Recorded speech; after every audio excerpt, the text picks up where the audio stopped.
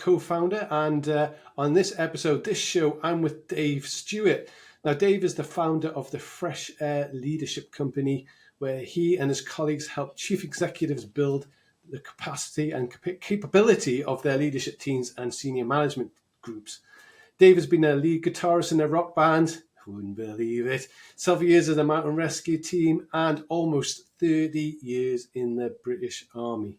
Chapters of his life, he's held senior management roles in non-exec roles in various private, public, and not-for-profit organisations. Dave, welcome. Where are you at the moment? Mark, I'm in a place called Auchterarder, which a lot of people don't know where that is. So I try and orientate them by saying it's between Perth and Stirling, or right next door to Glen Eagles, which incidentally is my local cafe, gym, and pub. So how lucky am I?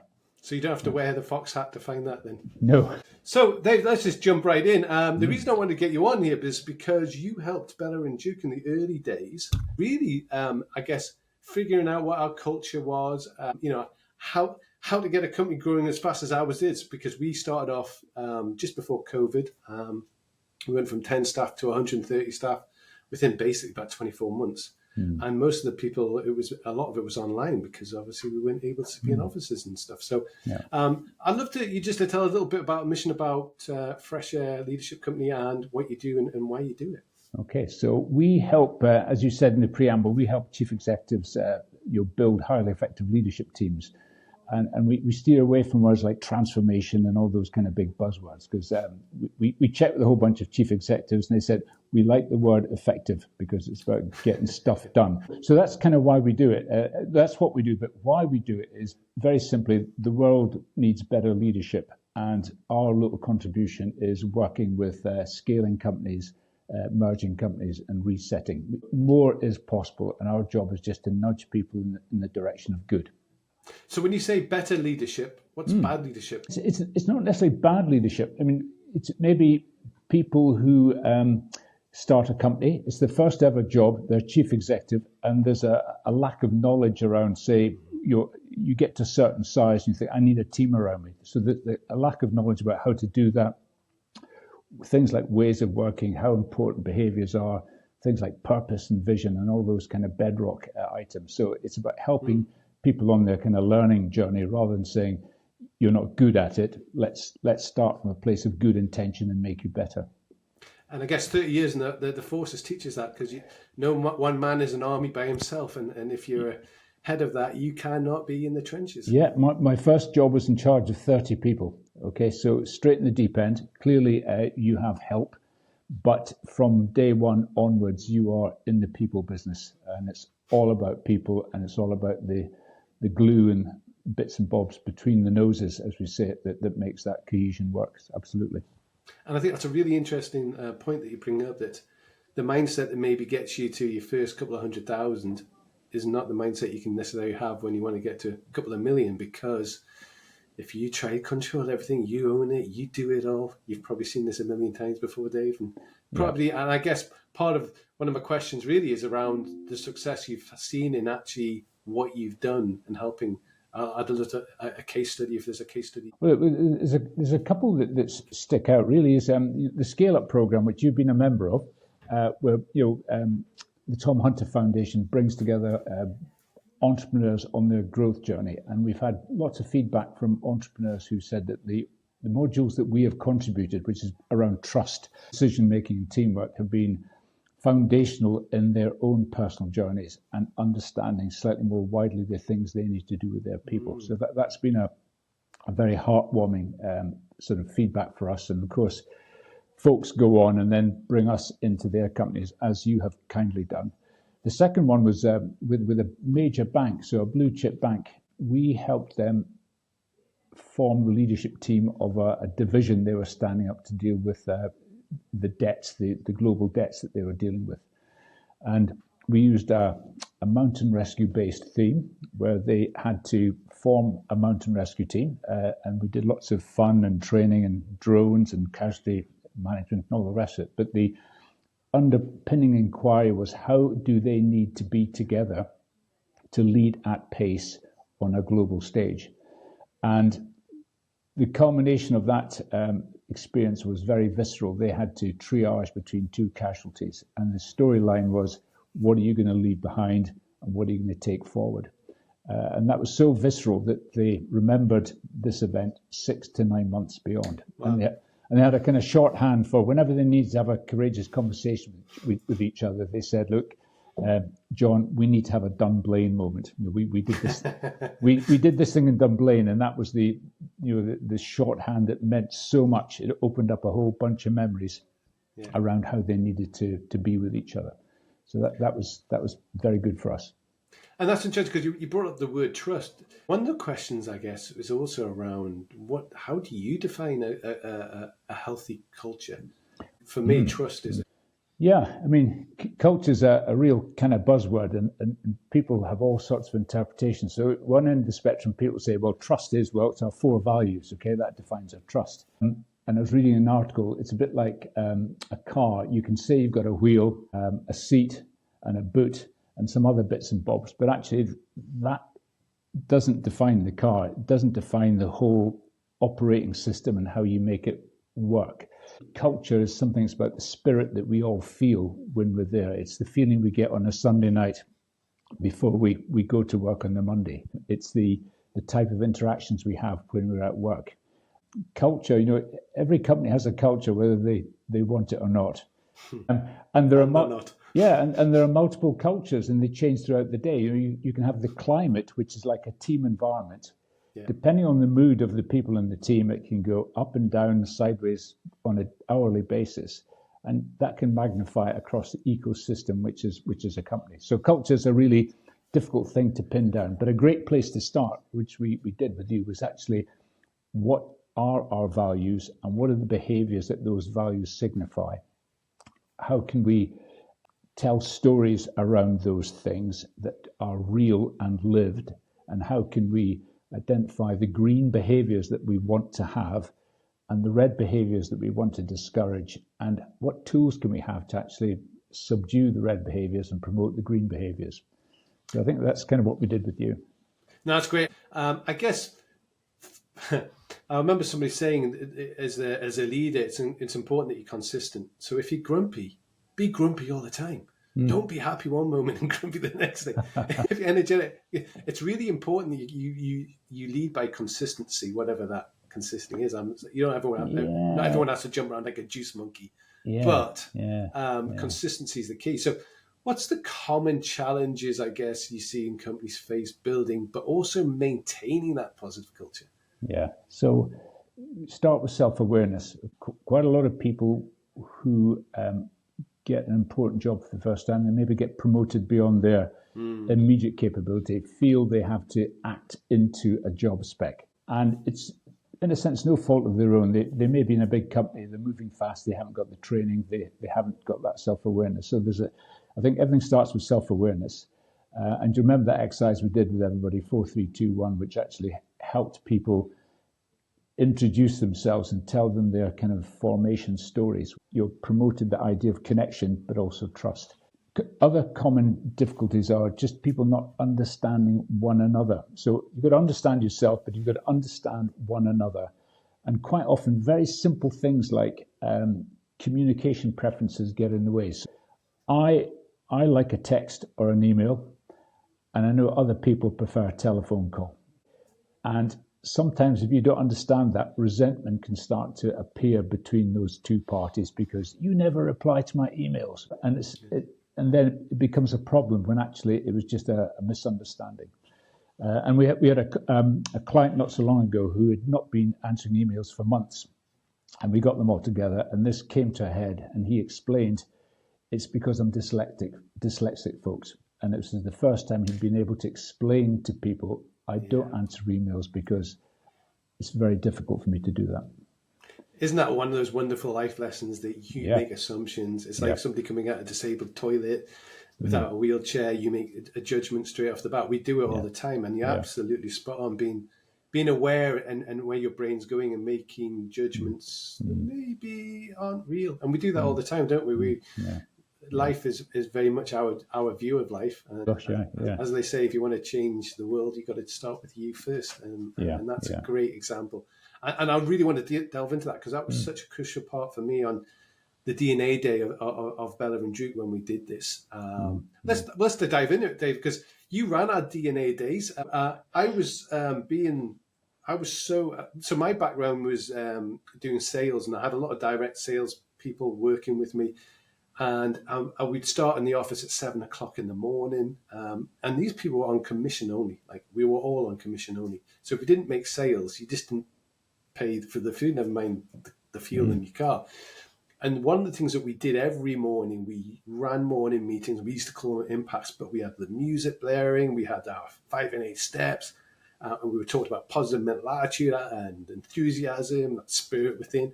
And we had to do that every single day. So for me, like, that was part of, if you want to hit goals, hit targets, you've got to go out there with that mindset, I'm going to kick some ass today. And with Bella and Duke, I wanted Bella and Duke to be a very authentic business. Like, you cut us down the middle. We are who we are. We stand by it because, and I think it was from, you got this into me, Dave, that if you recruit 1,000 people, you want the 1,000th person to understand why you do things the way you do. And it's better coming from the other team members rather than yourself as the entrepreneur. Yeah. So having them understanding it and, more importantly, owning it is what I've found has been absolutely amazing. So do you want to describe about, I know you talked about the 432, I'd love to go into a bit more detail. It was fantastic. So yeah. So there are two parts. One was with the leadership team and the wider management group, and then the second part was with all the employees. And the first part with the senior management group was, remember, we did a time walk. So we went to Kinclaven Wood, where you and Tony first had this sort of idea of Bella and Duke. So this was right back to the beginning of the founder's story. And we walked from 2016, as it was, to 2021. So each 400 or 500 meters was a year. And we got everybody in the group to tell their story of why they joined the company when we got to their year of joining. So by the time we got to 2021, which was, like a 4 or 5 kilometer walk, everybody understood why everybody was there, and everybody understood the experience they'd had since then. So it was a real coming together around you and Tony's story, and everybody being connected. And of course, being in the outdoors, walking through a lovely wood, it's a complete rank leveler. There's no hierarchy. So that was part one, and we went back to the venue and we talked about, right, we're now back in the present. So what's going on? What sort of kind of behaviours and ways of working have we developed? And then we walked across the Forth Road Bridge as a metaphor for moving into new markets, new geographies, and actually understanding what the dream was, and then walking back and saying, well, what are the things we need to put in place to get to that place across the bridge? And that completed a day where the output, in a sense, was the beginning of a Bella and Duke charter. We then rolled on to the individual days with things about 25 of your colleagues each day over a week. And we got them to really tell everybody about their own stories, again, developing the trust and connection between each other, but also starting to explore, well, how do we design this workplace for us, okay? Now that we know the big story, the big ambition, how do we make this place amazing for us? So that came out with a whole list of green behaviours, as I said before, which then informed the internal branding exercise, which then merged with the external branding exercise. So a very nice juxtaposition there. And can you remember something? I mean, I remember the things, for example, like come out your comfort zone, push yourself, be nice. And on the red zone, things like, don't be bitchy, don't talk about other people. Well, this is what we want Bella and Duke to be like, and this is what we don't want it to be like.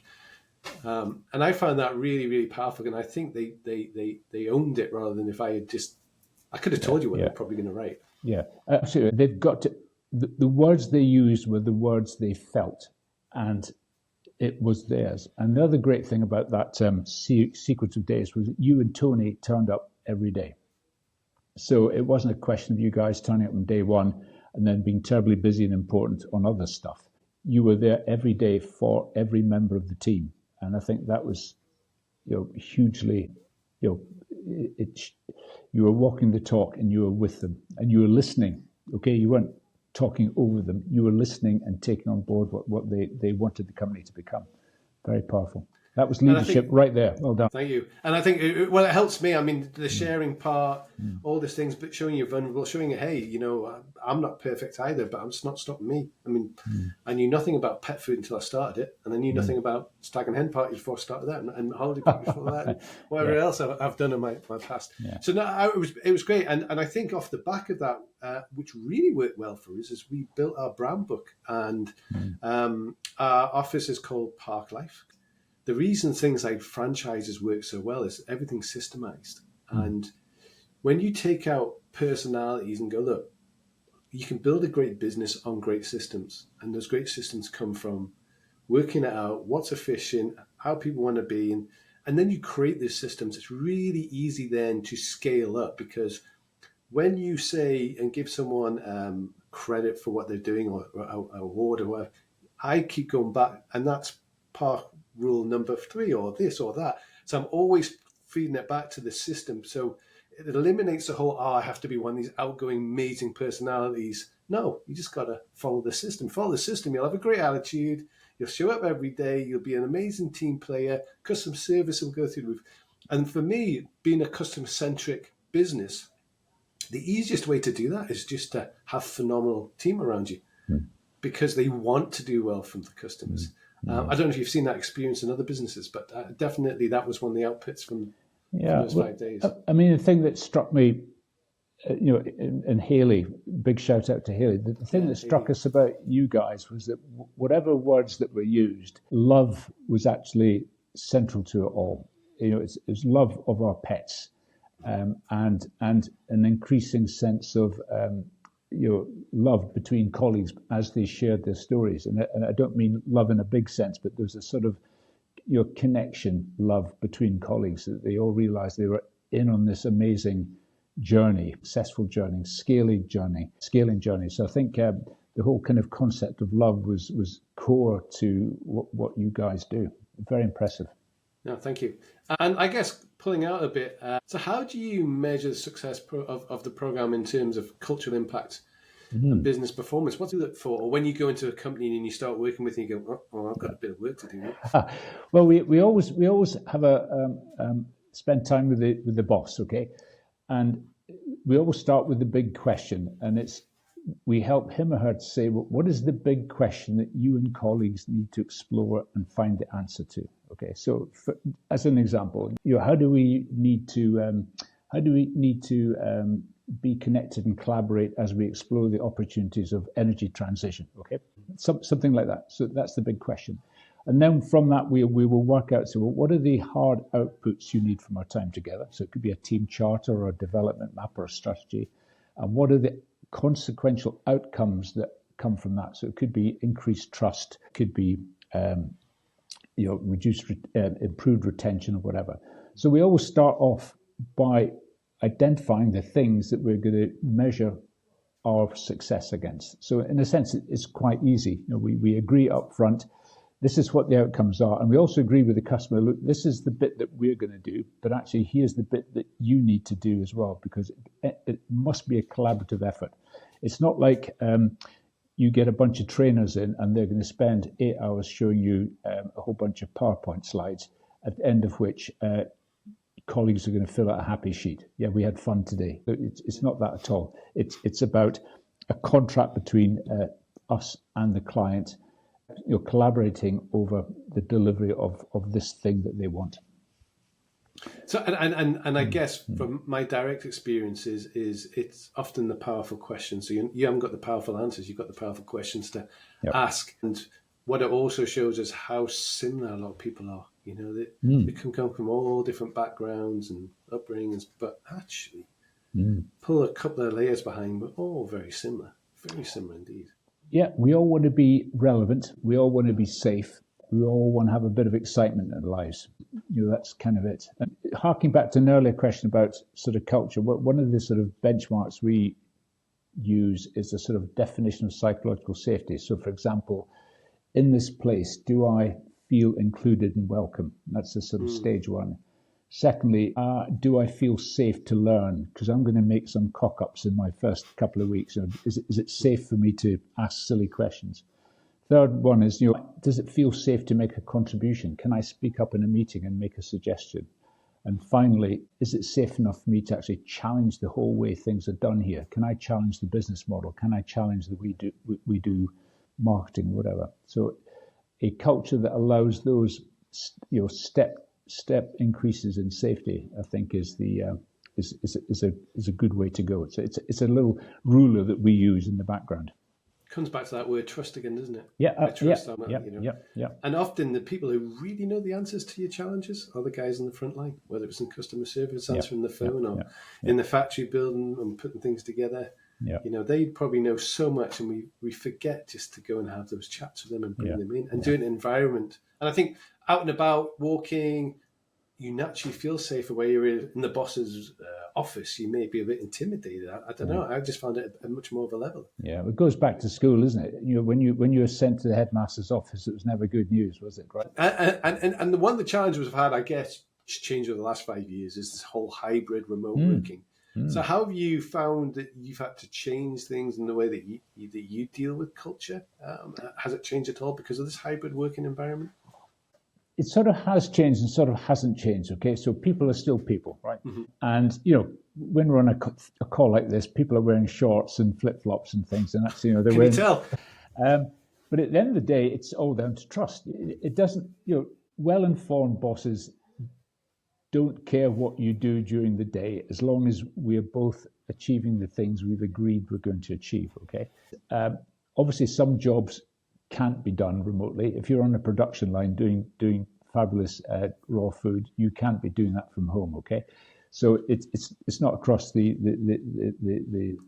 whole piece, but we've seen an increase in companies bringing their people together for in-person events. Okay, so something that might have been like an annual jolly have now become something that's maybe every quarter or twice a year, where they bring people together, and there's a bit of fun for sure.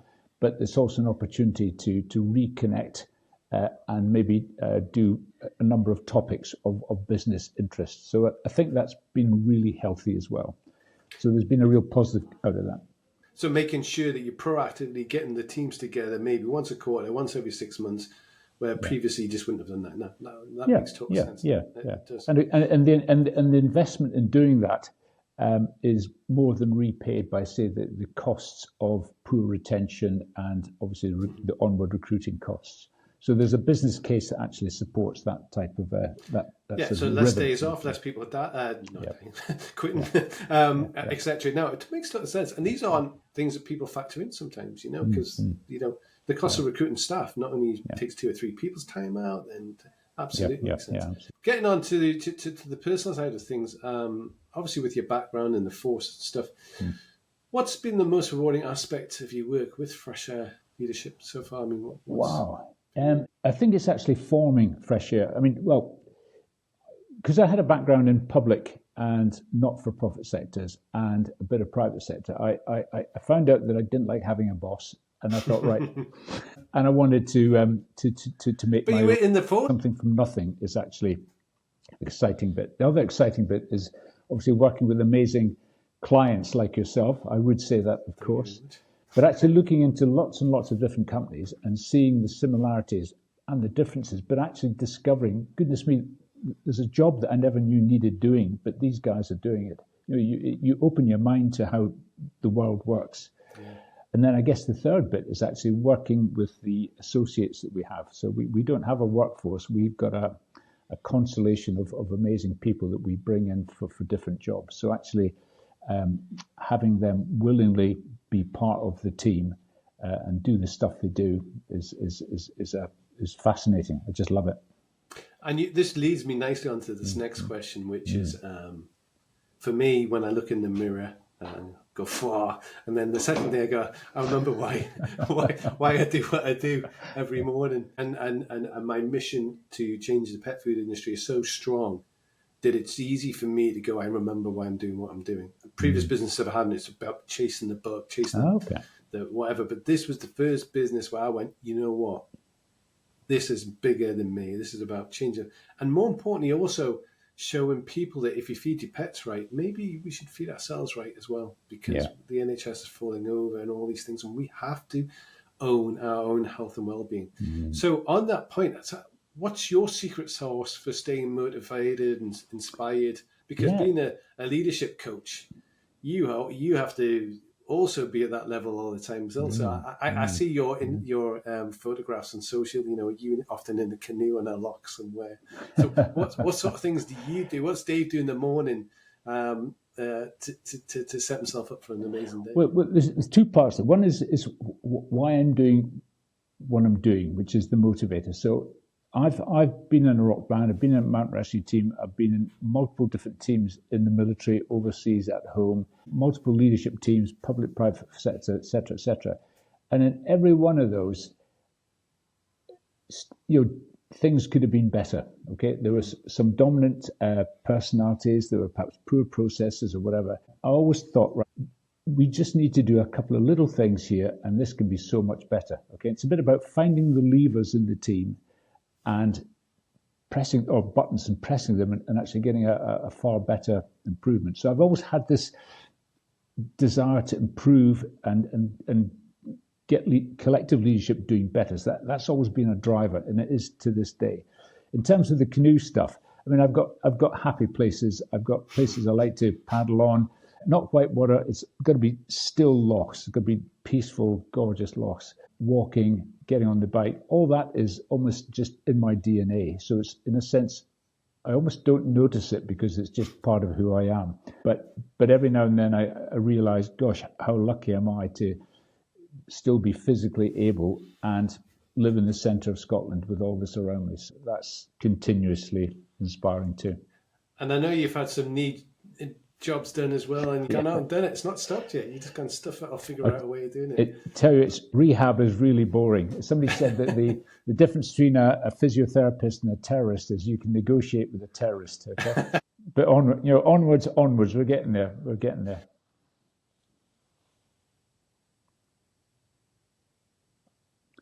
Yeah, well, interesting. The whole AI thing and is really interesting, isn't it? And the thought that actually you can develop leaders by giving them a 10-minute exercise on an app, or have some avatar talk to them. I think there's some positives around that because it allows people to access content, and I know you read a lot, content easily, but I'm not yet seeing anything that will replace what we use, which is inquiry. So what is the big question?